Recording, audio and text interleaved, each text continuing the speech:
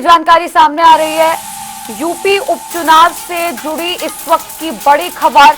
उपचुनाव की तारीखों में बदलाव किया गया है। 13 नवंबर की जगह अब 20 नवंबर को मतदान होगा। 9 सीटों पर मतदान होना है उत्तर प्रदेश में। त्योहारों के चलते ये फैसला चुनाव आयोग ने लिया है, जहां पर अब 13 नवंबर की जगह 20 नवंबर को मतदान होगा। पंजाब की 4 और केरल की 1 विधानसभा सीट पर भी उपचुनाव होने थे उत्तर प्रदेश के साथ साथ, और त्योहारी सीजन के चलते 13 नवंबर की जगह अब इस डेट को आगे बढ़ाया गया है। 13 नवंबर की जगह 20 नवंबर को इन सभी सीटों पर उपचुनाव होंगे और चुनाव आयोग ने तारीखों को शिफ्ट करके आगे बड़ा ऐलान किया है, बड़ा फैसला लिया है। 13 नवंबर की जगह 20 नवंबर को मतदान होगा। यूपी की 9 सीटों पर जो मतदान होना है वो अब 20 तारीख को होगा। तौकीर किदवई हमारे संवाददाता फोन लाइन पर जुड़ गए हैं।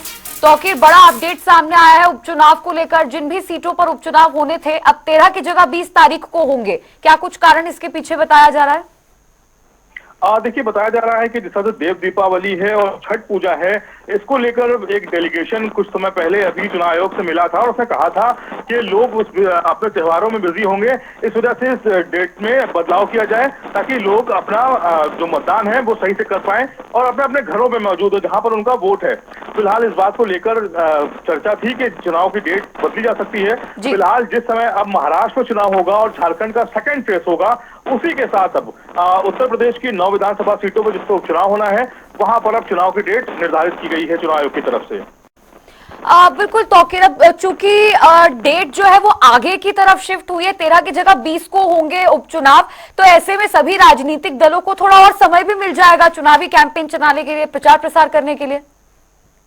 जी बिल्कुल, देखिए अब इसमें एक समाजवादी पार्टी की तरफ से भी डेलीगेशन माना जा रहा है कि जल्दी चुनाव आयोग से मिलेगा और प्रत्याशियों के बदलाव के लिए भी, क्योंकि जिस तरह से डेट आगे बढ़ी है, क्या प्रत्याशियों को अगर कोई किसी प्रत्याशी को बदलना है, क्या उसके लिए भी चुनाव आयोग समय देगा? इसके लिए अभी विस्तृत से अभी कोई लेटर नहीं आया है, लेकिन ये माना जा रहा है कि जो डेट सिर्फ चुनाव की बदली गई है, बाकी पूरी प्रक्रिया वैसे ही होगी जैसे पहले तय की गई थी। सिर्फ मतदान का जो दिन है वो बदला जाएगा।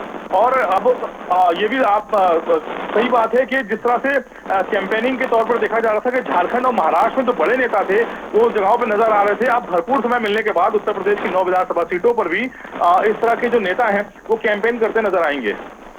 ठीक है, बहुत बहुत शुक्रिया तौकीर किदवई आपका जुड़ने के लिए और ये तमाम जानकारी साझा करने के लिए।